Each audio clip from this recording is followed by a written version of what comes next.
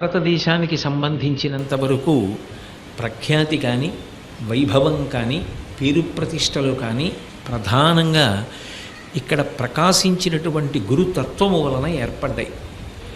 ఇక్కడ జన్మించినటువంటి గురువులు అసాధారణమైనటువంటి ప్రతిభావ్యుత్పత్తులు కలిగిన వారు. పరమేశ్వరుడే గురువులుగా అవతార స్వీకారం చేసి ఎన్నో మార్గాల్ని భక్తులకు చూపించి ఉద్ధరించడం కోసం ఈ దేశంలో అవతరించాడు. దానికి కారణం ఇది యజ్ఞభూమి, కర్మభూమి కావడం. అటువంటి పరమోత్కృష్టమైనటువంటి గురుతత్వం గురించి మాట్లాడుతూ ఒక అద్భుతమైన మాట అంటారు. అజ్ఞానతిమిరాంధస్య జ్ఞానాంజన శలాకయా చక్షురున్మీలితం ఏన తస్మై శ్రీ గురవే నమః.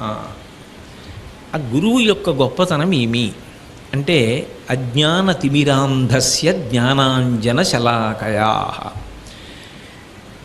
అన్ని జీవులలోకి ఉత్కృష్టమైనటువంటి ప్రాణి మనుష్య ప్రాణి. ఎందుకని అంటే మనిషికొక్కడికే కర్మాధికారం ఉన్నది. ఏదైనా మంచి పని అన్నదాన్ని చేసి దాని వలన పుణ్యమును సముపార్జించుకోవడం కానీ, పాపాన్ని పోగొట్టుకోవడం కానీ, అంటే పాపమును ఫలిత రూపంలో ఒక దుఃఖం రూపంలో అనుభవించేసి పోగొట్టుకోవడం కానీ, భక్తితో కూడినటువంటి కర్మాచరణము చేసి చేసి దాని వలన ప్రీతి పొందిన భగవంతుని యొక్క అనుగ్రహ విశేషంగా జ్ఞానమును పొంది ఇక మళ్ళీ పుట్టవలసిన అవసరం లేని పునరావృత్తి రహిత శాశ్వత శివ సాయుధ్య స్థితిని పొందడానికి కానీ యోగ్యమైనటువంటి జన్మ మనుష్య జన్మ ఒక్కటే. శాస్త్రము, గురువు ఈ రెండూ కూడా తరించడానికి ప్రధానమైనటువంటి సోపానాలు. ఇందులో శాస్త్రముతోటి మిగిలిన ఏ ప్రాణికి సంబంధం లేదు. శాస్త్రము అంటే ప్రమాణమైనటువంటి వేదమే. శాసనాత్ శంసనాత్ ఇది శాస్త్రం. ఏది శాసించి మాట్లాడుతుందో దానికి శాస్త్రమని పేరు. వేదము రాజాజ్ఞలా మాట్లాడుతుంది. అటువంటి శాస్త్ర ప్రమాణమైనటువంటి వేదముతోటి మిగిలిన ప్రాణులకు ఏ సంబంధం ఉంటుంది? మిగిలిన ప్రాణులకు సంబంధం ఉండదు. ఎందుకంటే శాస్త్రము ప్రధానముగా ధర్మాన్ని ప్రబోధం చేస్తుంది.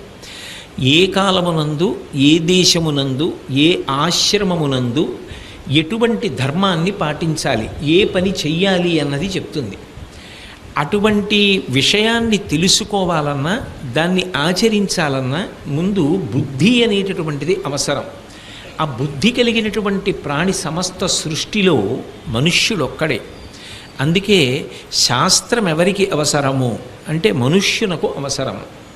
ఆ శాస్త్రమును ప్రబోధం చేసేటటువంటి గురువు ఎవరికి అవసరము అంటే ఒక్క మనుష్యునకే అవసరము.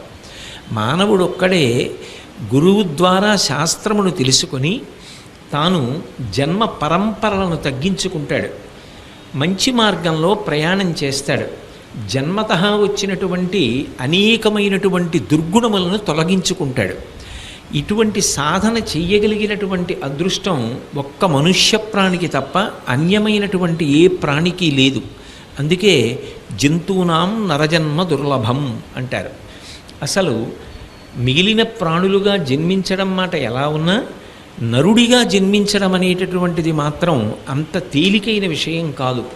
ఎన్నో కోట్ల కోట్ల కోట్ల కోట్ల జన్మల తరువాత నరజన్మ సంభవం అవుతుంది. అయితే ఒక జన్మని పొందడం వేరు, ఆ జన్మ యొక్క ప్రశస్తిని తెలుసుకొని దాన్ని ఆచరణలోకి తెచ్చుకొని అటువంటి ఉపకరణాన్ని వాడుకుని తరించడం వేరు. అన్ని ప్రాణులకు శరీరములే ఉన్నాయి. ఈ ఒక్క శరీరమునకే ఉన్నటువంటి గొప్పతనం ఏమిటి అంటే ఇప్పుడు ప్రవచనం జరుగుతుంటే నరులైతే వచ్చి కూర్చుంటారు. ఇతర ప్రాణి ఏదైనా వచ్చిందనుకోండి, ప్రతిబంధకంగా భావించి దాన్ని ఇక్కడి నుంచి తొలగతోసేస్తాం. ఏదైనా ఒక ఉత్తమ కర్మ చెయ్యాలనుకోండి, నరుడి శరీరం ఉన్నవాడు మాత్రమే చెయ్యగలడు. ఒక దేవాలయంలో ప్రవేశించడం కానీ, ఒక ప్రదక్షిణం చేయడం కానీ, దేవాలయంలోకి వెళ్ళడం కానీ, ఓ పూజ చేయడం కానీ, ఓ పుణ్యకర్మ చెయ్యడం కానీ, ఒకరికి ఉపకారం చేయడం కానీ, మంచి విషయాన్ని ఆలోచించడం కానీ, సద్గ్రంథాన్ని పఠించడం కానీ, ఇంద్రియములను నిగ్రహించడం కానీ, ప్రయత్నపూర్వకంగా సాత్వికాహార స్వీకారము ద్వారా తపస్సు వైపుకి మనసుని మళ్లించి యోగ్యతాసిద్ధిని పొందడం కానీ చెయ్యగలిగినటువంటి ప్రాణి నరుడు ఒక్కడే. అటువంటి నర శరీరాన్ని పొందడం ఒక ఎత్తు, దాని విలువ తెలుసుకుని దాన్ని వాడుకుని జీవుడు తరించడం ఒక ఎత్తు. అన్ని శరీరములలోనూ జీవులే ఉంటాయి, కానీ నరుడి శరీరంలో ఉన్న జీవుడు నరుడిగా వచ్చినటువంటి ఆ శరీరాన్ని ఉపకరణంగా వాడుకోలేకపోయాడు అనుకోండి, అప్పుడు ఆ శరీరము ఉండి దాని వలన ప్రయోజనం ఏముంటుంది? ఈ శరీరము కాకపోయినా తరించిన ప్రాణులున్నాయి భక్తి చేత. దుర్జటి ఏ వేదంబు పఠించలూత భుజగం శాస్త్రములు సూచే తానే విద్యాభ్యాసమనర్చకరి చించే మంత్రమూహించే బోధావిర్భావ నిధానముల్ చదువులయ్యా కాదు మీ పాద సంసేవాసక్తియ కాక జంతుతతికిన్ శ్రీకాళహస్తీశ్వర. అంటే శంకర భగవత్పాదులు నరత్వం దేవత్వం నగవన మృగత్వం మశకత పశుత్వం కీటత్వం భవతు విహగత్వాదిజననం సదాత్వత్పాదాబ్జ స్మరణ పరమానందలహరీ విహారాసక్తం చేద్రు దయమిహ కింతీనవపుష అంటారు. శరీరము యొక్క విలువ తెలుసుకుని ఈ జన్మ ఇంత గొప్పది, ఈ శరీరం ఇంత గొప్పది, దీనిలో ఉండడానికి మనం కొన్ని కోట్ల జన్మలు తాపత్రయపడితే నరజన్మలోకి వచ్చాం. ఇది ఎంతకాలం ఉంటుంది అంటే చెప్పడం ఎవరికీ సాధ్యం కాదు. ఎందుకని అంటే నళినీదళగత జలమతి తరళం తత్వజీవితమతిశయ చపలం విద్ధిర్వ్యాధ్యభిమానగ్రస్తం లోకం శోకచ హంత సమస్తం అంటారు మొహముద్గరంలో శంకరులు. తామరాకు మీద నీటి బొట్టు ఎంతసేపు ఉంటుందో అంతసేపు. ఎవరి శరీరం ఎప్పుడు పడిపోతుందో ఎవరికి తెలుసు? అందుకే శాస్త్ర సంబంధమైనటువంటి పుణ్యకార్యము ఏది ఉన్నదో, శాస్త్రము దేన్ని విధించిందో దాన్ని చేయడంలో పరాకు పడవద్దు. ఈ శరీరాన్ని ఉపకరణముగా భావించి స్వీకరించి నమ్మి నువ్వు చెయ్యవలసినటువంటి పనిని రాత్రి పగలు అని ఆలోచించకుండా తొందరపడి చెయ్యి. కురుపుణ్య మహోరాత్రం. అలా చేసుకోకపోతే ఒక్కసారి ఈ ఉపకరణం పోయిందనుకోండి, ఆ తర్వాత ఈ ఉపకరణం వస్తుంది అని నమ్మకంగా చెప్పడం ఎలా సాధ్యం? అప్పుడు నువ్వు ఏది పెట్టి చేసుకుంటావు, ఏది పెట్టి శాస్త్రాన్ని వింటావు, ఎలా గురువుని ఆశ్రయిస్తావు? అసలు ఇది ఉత్తమ కర్మ అని తెలుసుకునే అవకాశం ఎలా ఉంటుంది? ఎలా తరించే అవకాశం ఉంటుంది? ఉండదు. అందుకని జన్మ పొందడం ఒక ఎత్తు, ఆ జన్మ సార్థక్యం అవ్వడానికి కావలసినటువంటి దారిని చూపించగలిగినటువంటి వాడు దొరకడం ఒక ఎత్తు. అటువంటి వాడు దొరికాడనుకోండి, ఆ జన్మ సార్థక్యం. అందుకే గురువన్నవాడు చేసేటటువంటి పరమోత్కృష్టమైన పని ఏమి అంటే అజ్ఞానతిమిరాంధస్య జ్ఞానాంజన శలాకయా. అజ్ఞానమనేటటువంటి చీకటి చేత కందులు మూసుకుని పోయి అంధకారమునందు ఉంటే గురువు జ్ఞానము అనేటటువంటి అంజనాన్ని ఒక మెత్తటి ఉపకరణముతో, ఒక పుల్లతో కంటికి అందంగా అలంకారం చేసి కన్ను విప్పేటట్టు చేసి ఆ జ్ఞానము చేత ఏది చూడబడాలో అది చూడగలిగినటువంటి అవకాశాన్ని ప్రసాదిస్తాడు. చంటి పిల్లలకి కాటుక పెడుతూ ఉంటారు. చంటి పిల్లలకి కాటుక పెట్టేటప్పుడు వాళ్ళ ముఖమే ఇంత ఉంటుంది, అందులో 2 కళ్ళు. ఆ 2 కళ్ళకి చటుక్కున మీరు చూపుడు వేలుతో చోటు చిటికిన వేలుతోటో కాటుక తీసి పెట్టే ప్రయత్నం చేశారనుకోండి, ఆ లేత కన్నుల్లోకి వెళ్ళినా ఇబ్బందే. అలాగని అది మరీ ఇంత లావున వచ్చినా వాళ్ళకి సహజంగా ఉండే అందం కూడా పాడైపోతుంది. అంటే కావాలని పాడు కూడా చేస్తూ ఉంటారు, దృష్టిదోషం తగలకూడదు, అది వేరు మాట. కానీ అందంగా కాటుక తీర్చాలి అనుకున్నప్పుడు దూది చుట్టిన పుల్ల లాంటి మెత్తటి పుల్ల తీసుకుని దాన్ని అంజనము అంటే ఆ కాటుక యందు ముంచి చాలా ఇబ్బంది లేని స్థితిని కల్పిస్తూ ఆ కంటికి అందంగా ఆ కాటుకని అలంకారం చేస్తారు. అలా అలంకారం చేసినప్పుడు విప్పిన కన్ను సౌందర్యాన్ని పొందుతుంది. అజ్ఞానమనేటటువంటి చీకటి చేత మూసుకుపోయినటువంటి కన్నులను గురువు ఏం చేస్తాడు అంటే శలాకయా, ఆ చేతిలో మెత్తటి పుల్లని పట్టుకుని జ్ఞానమనేటటువంటి కాటుకను తీర్చిదిద్దుతాడు. ఇప్పుడు కన్ను తెరిస్తే ఏం కనపడుతుంది? ఎదురుగుండా ఉన్నటువంటి విషయ ప్రపంచం అంతా కనపడుతుంది. కానీ గురువుగారు ఒక్కసారి ఆ శలాకయ, ఆ ఉపకరణముతోటి, ఆ పుల్లతోటి కంటికి జ్ఞానమనేటటువంటి కాటుకను దిద్దాడనుకోండి, దిద్దేటప్పటికి లోపల ఉన్నటువంటి వస్తువు కనపడుతుంది. అసలు లోపల ఉన్నదెవరు, నేనెవరు, నేను ఎక్కడి నుంచి వచ్చాను, ఇలా ఎన్ని జన్మలు నేను ప్రయాణం చేస్తున్నాను. కాతే కాంత కస్తే పుత్ర సంసారోయమతీవ విచిత్ర కస్యత్వం కక్కుతయాయాత తత్వం చింతియతదీయ భ్రాత అంటారు శంకరులు. ఇవ్వాలంటే ఈ శరీరంలో ఉన్నాను. అసలు ఈ శరీరం ఎక్కడ తయారైంది? మా అమ్మగారి కడుపులో తయారైంది. మా అమ్మగారి కడుపులో తయారైనప్పుడు నేను ఇప్పుడు వచ్చాను అందులోకి ఎప్పుడు ప్రవేశించాను? ఏమీ తెలియని స్థితి కదా. బాలస్తావ క్రీడాసక్త తరుణస్తావ తరుణీసక్త వృద్ధస్తావ చింతాసక్త పరసే బ్రహ్మణి కోపిన సక్త. బాల్యమునందు ఏమీ తెలుసుకునే అవకాశమే లేదు.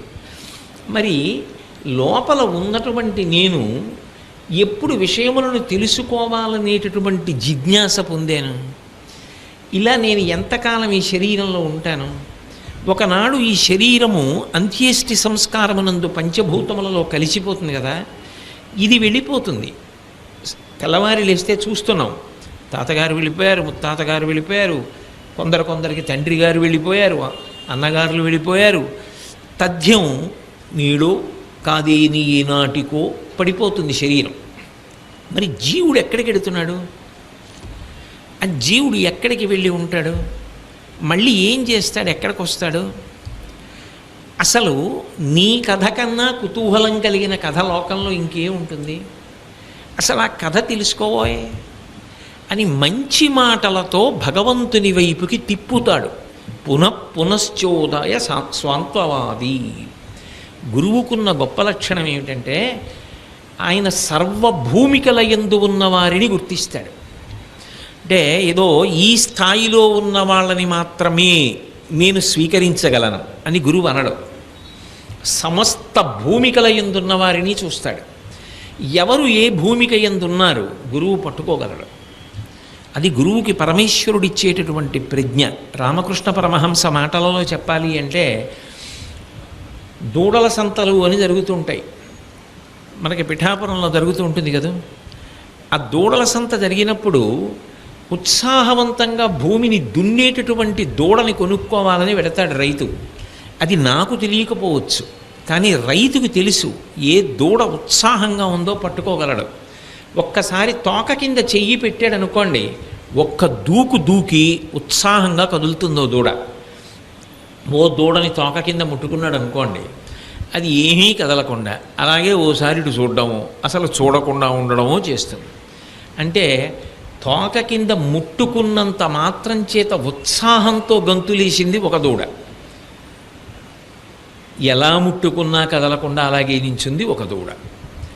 రైతుకి తెలుసు ఏ దూడని ఎక్కడ ముట్టుకుని తనకి అవసరం తీర్చుకోవడానికి తెచ్చుకోవాలో.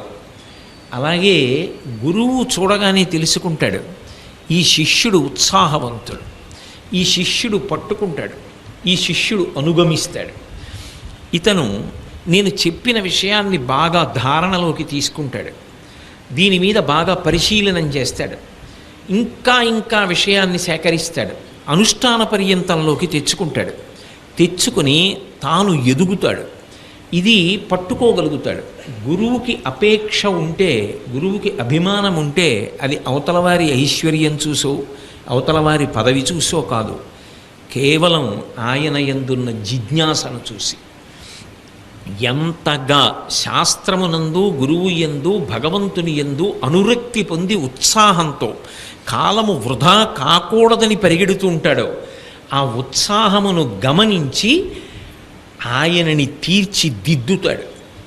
అయితే గురువు అంటే ఎవరికి వారు తగిలించుకునే బిరుదు కాదది. విషయము తెలిసి ఉండడము ఒకెత్తు, విషయము తెలియడము చాలా అవసరము.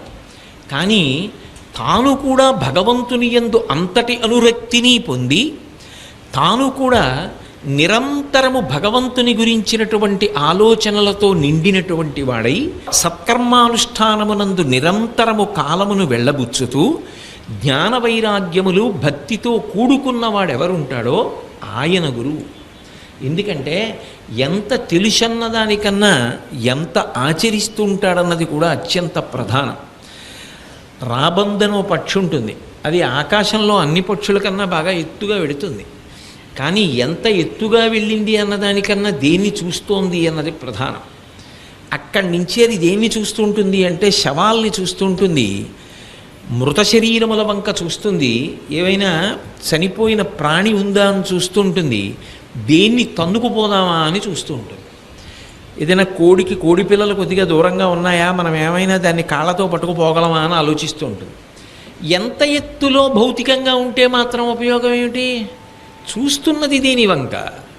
నువ్వు ఎంత తెలుసుకున్నావన్న దానికన్నా నువ్వు దేనిని లోపల చూస్తూ ఉంటావు, దేన్ని అనుష్ఠిస్తూ ఉంటావు, దేని యందు నీకు అనురక్తి ఉంటుంది, అది ప్రధానమై ఉంటుంది.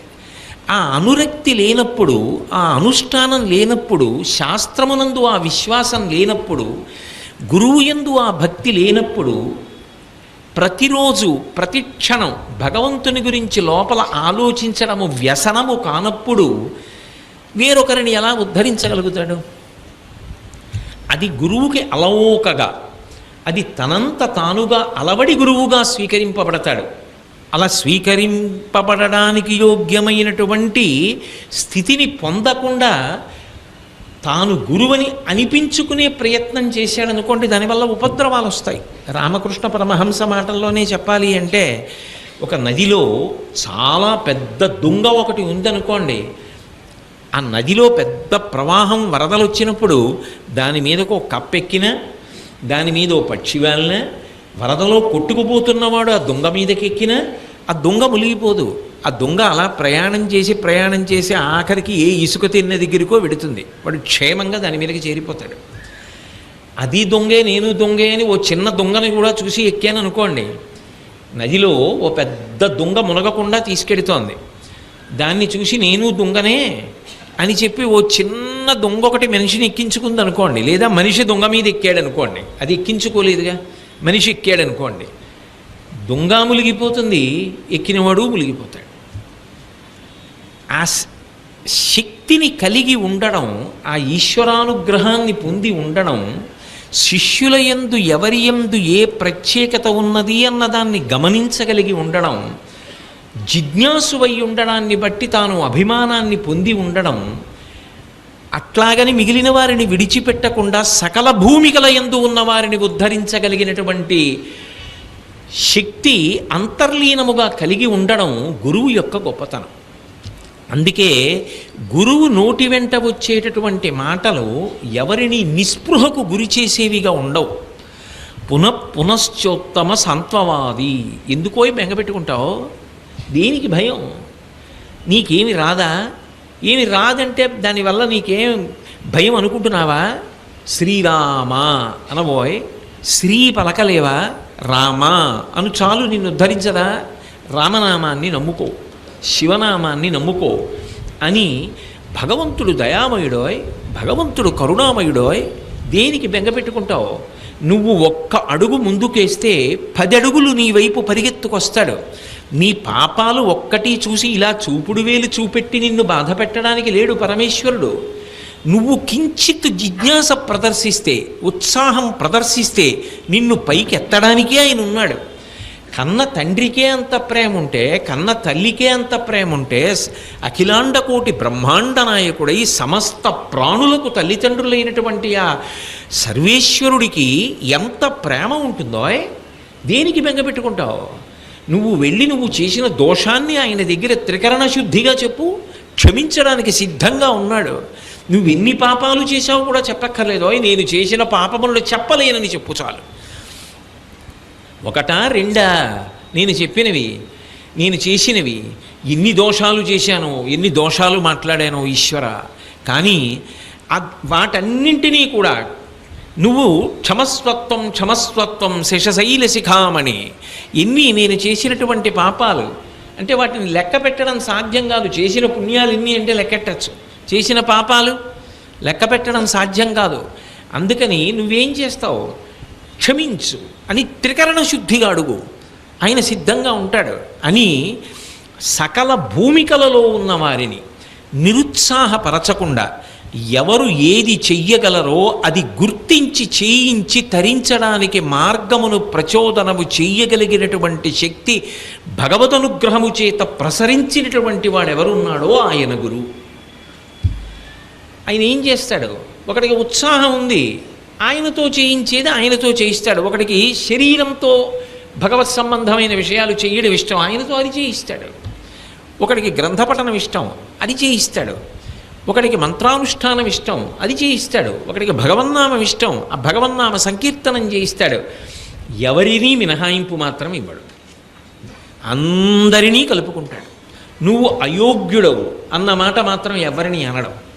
కానీ గురువుకి కూడా ఉండే లక్షణం ఏమి అంటే, ఆయన కూడా శిష్యులతో ప్రబోధం చేయడం భోజనం చేసే ప్రక్రియలా ఉంటుంది. శ్రీరామకృష్ణ పరమహంస ఒక మాట అంటారు, భోజనాలు వడ్డిస్తున్నారనుకోండి, మొదట విస్తళ్ళు వేసి అందరినీ రండి కూర్చోండి అన్నప్పుడు పెద్ద కలకలం, ఏవో మాటలు వినపడుతుంటాయి. అందరి ఆకుల మీద నీళ్లు చల్లి తుడుచుకోండి అన్నప్పుడు కలకలం, ఏవో మాటలు వినపడుతుంటాయి. నువ్వు పప్పు అట్టుకున్నావా, నువ్వు కూర అట్టుకున్నావా, నువ్వు పులిహార అట్టుకున్నావా, ముందు పప్పు వేసావా, వెనక నెయ్యి ఎడుతోందా, ముందే వెళ్ళిపోయి పులిహార మారు కావాలా అని అడగండి, ముందు పప్పు వేసుకుంటావా అని అడగండి.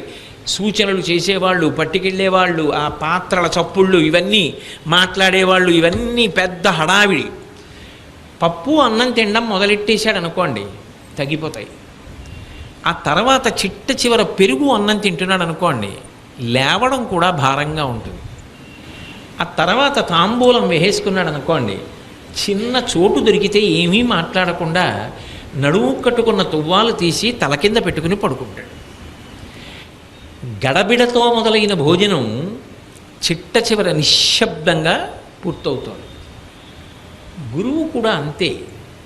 చాలా గడబిడతో మొదలుపెట్టిన, గడబిడ అంటే నా ఉద్దేశం శిష్యుల్ని ఉద్ధరించడానికి ఎంతో ప్రయత్నం మొదలుపెట్టినా ఆఖరికి గురువుకి ఇష్టమయ్యేది ఏది అంటే మౌనం.